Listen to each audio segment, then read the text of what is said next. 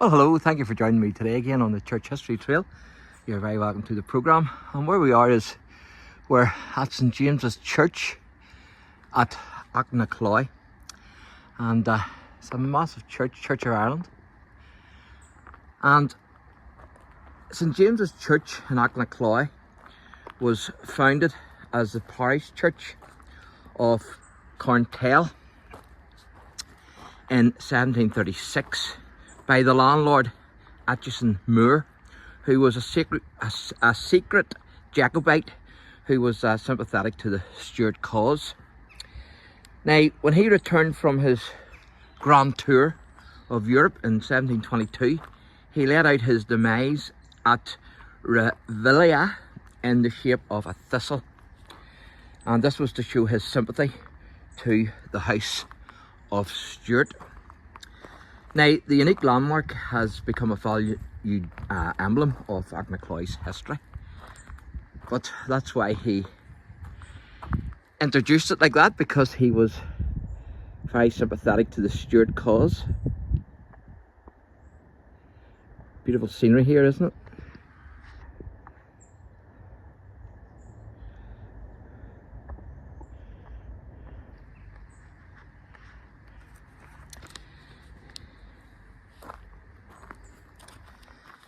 Now, Aitchison Moore also planned the layout of the town of Aughnacloy as well, and the ancient parish church of Corntell was burnt down during the 1641 rebellion.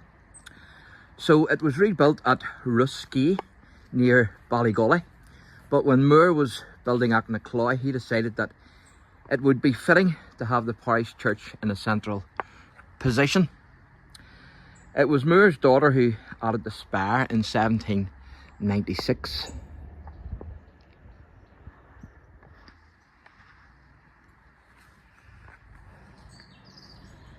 Now, Aitchison Moore himself was born around 1691.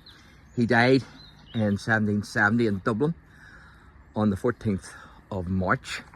So I'm going to show you a few graves here. First of all, this one, couldn't get any information on this one, but it certainly does look like somebody important, probably any squire or somebody like that, I would assume, or maybe a bishop of the church, not too sure,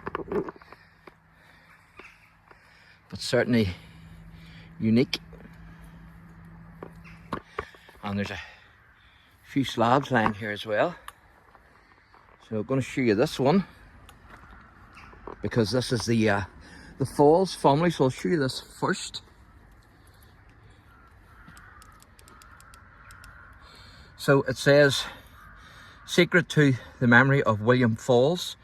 He was born September 1817, he died July 1888. Also, Mary L. J. Falls, daughter of the above. She was born June 1852, died December 1898. So that's William Falls' grave. So this is the Falls plot.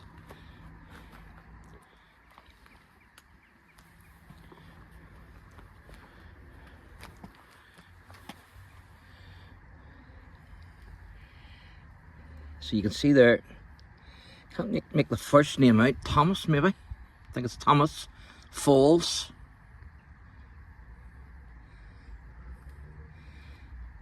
But you can see the date there, 1700.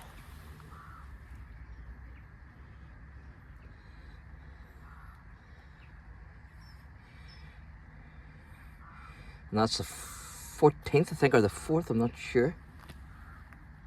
I think it might be the 14th. 14th, I think, of January 1708.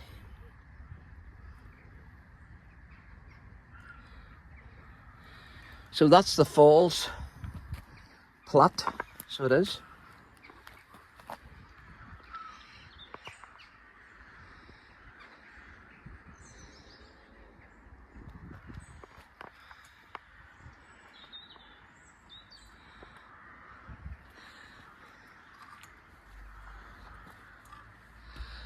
That's another old grave there, but you can't make the date out. And then I'm going to show you this one here. Although I see a panel there which I didn't see. Might be able to read it better than I could the slab.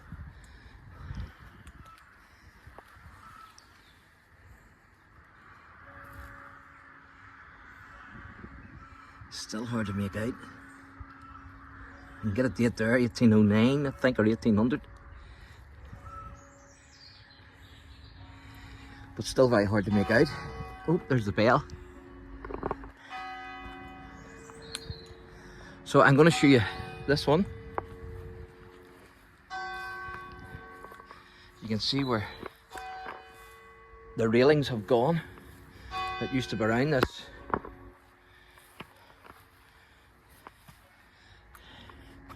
this grave. Now I can't make this out. I tried scraping that a wee bit, but still couldn't make it out.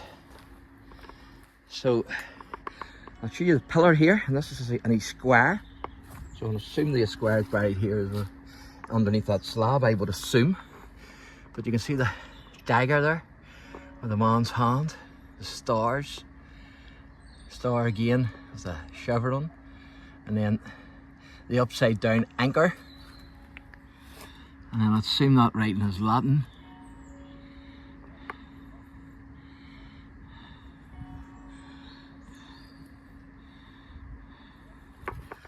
So I can read this with the light. This monument was erected to the memory of Richard Falls, so obviously connected with that grave, I would assume, that we're just out of. And the date is... what is the date? It says also, I think, an Squire, that's what it is. It's Richard Falls Squire, who died the 10th of September 1843, age 69 I think that is, and then it goes on. So that's in the square here. So part of that family plot there, I would assume, because they're Falls as well. So that's Richard.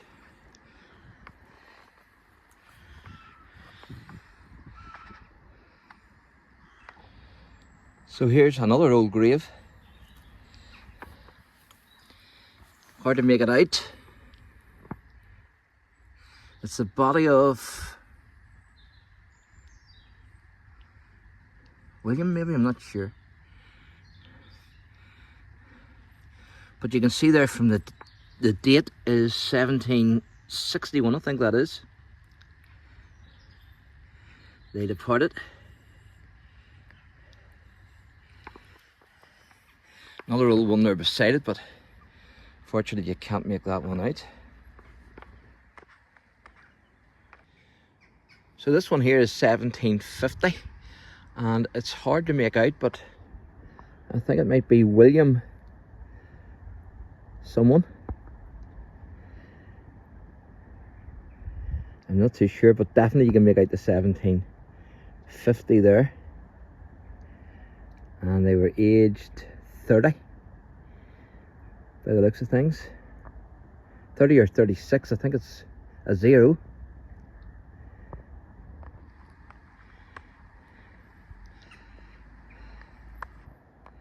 Beautiful scenery here, isn't there? This church. So here we are now at the front of Aughnacloy Parish Church, which is St James's Church. And this church, as does the Aughnacloy Presbyterian Church, they have a connection with the 1798 rebellion, because the 1798 rebels and also Wolfe himself were actually kept here overnight in prison. They were imprisoned here in Aughnacloy in these two churches, the Presbyterian and the Church of Ireland, on the 18th of October 1798 on their way to Dublin.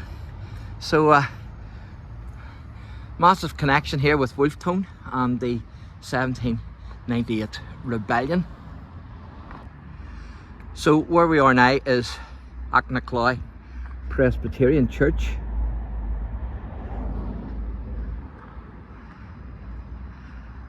And I'm going to show you a memorial here first of all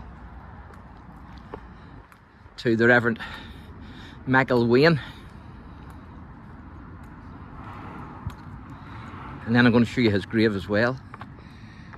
So it says, memorial stone dedicated to the Reverend William Michael Wayne AM, minister from 1843 to 1892.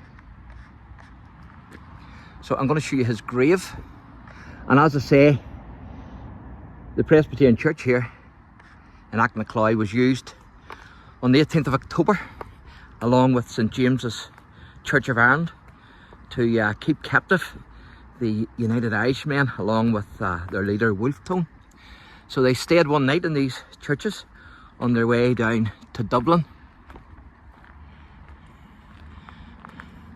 So quite impressive, isn't it?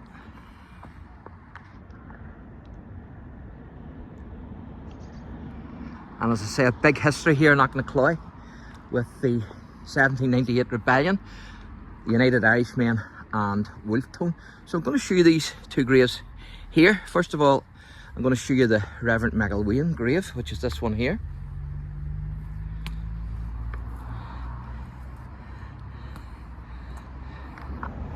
So as you can see there, it says, in loving memory of the Reverend Michael Wayne AM, for 60 years minister of the Presbyterian Church, Aughnacloy. He was born at Malton, I think that is, on the 8th of July 1818, ordained 14th of February 1843, died at the Manse, Aughnacloy, 13th of October 1902. This tablet is erected by his niece Jeannie Davison, May 1903. You can see it says Michael Wayne there. So that's the Reverend Michael Wayne, who was the minister here. And then this gentleman here, it says, in thankful remembrance of the Reverend David Lewis, son of David Lewis Keeney, I think that is, or Guinea, a missionary of the Jungle Tribes Mission 1904 to 1948, and an elder of this congregation from 1948 until his home call on the 4th of April 1960, in his 81st year. In Christ shall all be made alive. And that's talking about the resurrection when Christ comes back for his own. So there you go. That's the church, and you can see a date there for this particular building, 1888. So it was obviously an earlier building that the United Irishmen were kept in. So the first meeting house in Aughnacloy was built near the barrack yard in 1743, and a new church was built on the present site in 1774, and it would have been the one that the rebels of 1798 would have stayed in after they were taken prisoner with Wolfe, after being captured by an English squadron while they were on board the Hoach of Lochswilly. So where we are now is we're outside the Michael Wayne Memorial Hall, and it was built in the year of our Lord 1905. So following the death of the Reverend Michael Wayne in 1902 of the Presbyterian Church, the Presbyterian Church Committee decided to erect a hall as a memorial to him. So a site in the centre of the town belonging to the Methodist Church was purchased, which is this site here. And plans were drawn up by G. Ackerland, who was an engineer for the Clocker Valley Railway, and they were accepted for the new hall and the teachers' residence. The hall was officially opened in 1905, and for over a century it has been at the centre of the religious and social life of the congregation here, and also the community of Aughnacloy. And it says Michael Wayne Memorial Hall, AD 1905, and as you can see, it's up for sale today. So it is.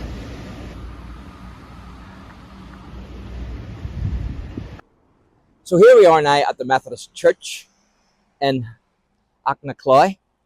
And Aughnacloy has a big connection with the Reverend John Wesley, because John Wesley preached here in Aughnacloy in April 1767. Now in 1836, Mrs. Captain Moore, she bequeathed £20 yearly to support a resident preacher. And her husband, Captain Edward Moore, he added £500 to the bequest to rebuild or enlarge the preaching house at Mill Street here.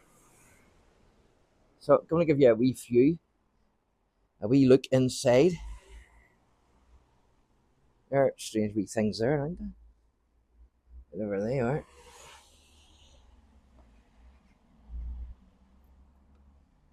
Now that's inside. Now, with this legacy that the Moores had left as a nucleus, the present church then was built, including the residence in the school in 1850 for £750. So that was quite good, wasn't it?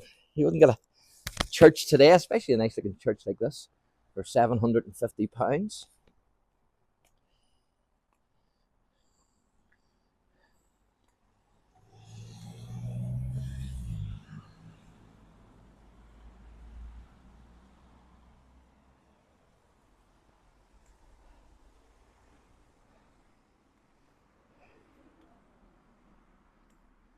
That's the manse, of course. So there you go. That's Aughnacloy Methodist Church and the Reverend John Wesley.